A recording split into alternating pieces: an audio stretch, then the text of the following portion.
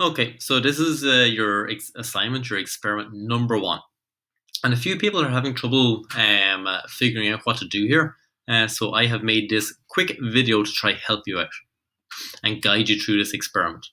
So it is on acids, bases, and making an indicator. And we will be learning about this in the future, but this is like an introduction to it, doing the experiment before we learned about the theory. So first things first, some of you are worrying about that you don't have the materials. That's no problem at all. If you haven't got the materials, there's an option for doing an online experiment, which is explained here. Right then, first of all, we're going to go down to the part of the lesson. And you're going to watch this video. Now, that video, once you click there, will take you to this video here. Okay, acids, bases, and salts.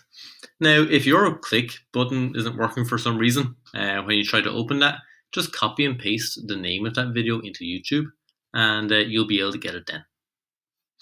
Okay, so now you've watched that video. What do you do next? Well, there are some questions here, question 1, 2, 3, and so on, okay? But don't try answer the questions there. You have to go to your worksheet, which is attached at the bottom of your assignment. So that will bring you here.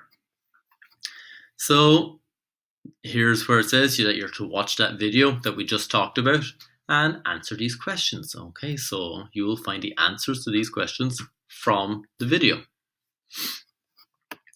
Next part of the assignment that you have to do is, research online and find 6 common household acids and 6 common household bases. This is on your worksheet again. Okay, so you've got spaces here. Now you can do this in your copy if you want, but you're going to go onto Google and try find some common household acids and bases. Then, moving on to the next part of the assignment. If you have your science book, brilliant. Okay, you're to read the paragraph on the pH scale, which is on page 262 of your science book. If you don't have your science book, no big deal, no problem. Okay, you are going to use Google to find the answers to these questions. Okay, so we have got questions 4, 5, and 6. And again, they're on your worksheet. So here's your worksheet again. And there's questions 4, 5, and 6. So you have to find those answers. Now, going back, the experiment, where some of you are worrying about, I don't have the materials. No problem, no big deal. So first of all, you're going to click here for this video, and it will open up this experiment. So red cabbage pH indicator. Right then, so you're going to watch this video. It pretty much guides you how to do the experiment. But once you've watched that, this experiment is going to make a lot more sense. So you're going to, here's the list of the equipment that you need. Okay, red cabbage, knife, boiling water, brilliant. You're going to look at this poster here. And what we've got here is making an indicator from red cabbage. Now, an indicator is a substance that changes color depending on the pH.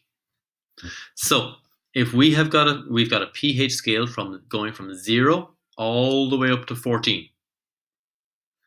So if once you add your red cabbage indicator to a certain substance, and if it turns red, well, that means it's got a pH of 0 or 1.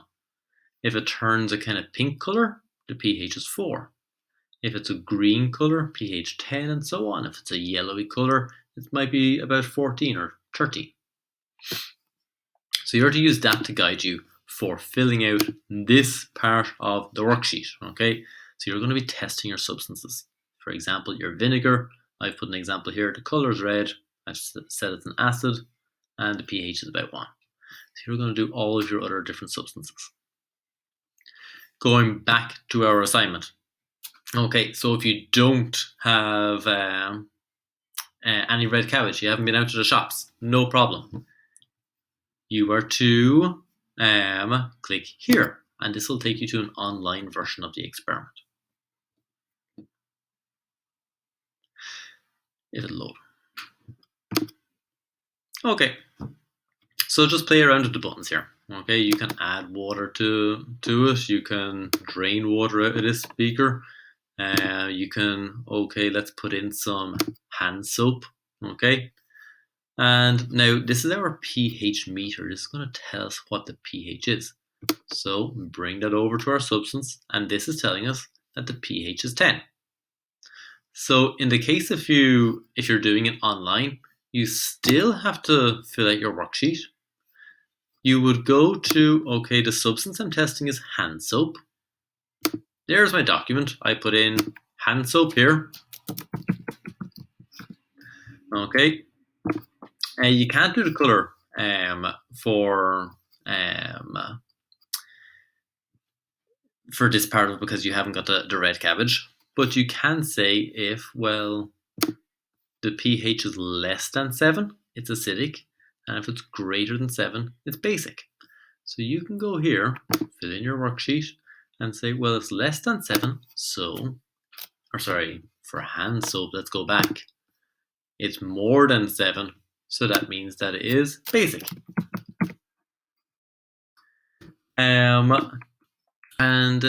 this is also telling us our pH. The pH is exactly 10. Okay, so we fill that in, and it is 10. So you would do that using your online tool here, and you can use lots and lots of different household substances. If vomit counts as a household substance, I'm not too sure. But anyway, give that a go. Finally, and this is possibly the most important thing if we're ever to be allowed to conduct experiments in your house again. So you follow these steps, you chop up your red cabbage, you blend it, you boil it, do all of that, follow those steps, but most importantly, you tidy up once you're finished. Okay. Tidy up absolutely everything. Leave the kitchen spick and span. Nobody wants to be coming into the kitchen to tidy up after you. Now, if you still have any questions, okay, I'm available on chat, but I don't want you to ask me questions first. Use your class, so the other students in your class, to help you out. So go to the general chat and ask the questions there. And I want other students helping students. I think that's going to be a really big part of learning at home that we're all doing, is that you are all helping each other out.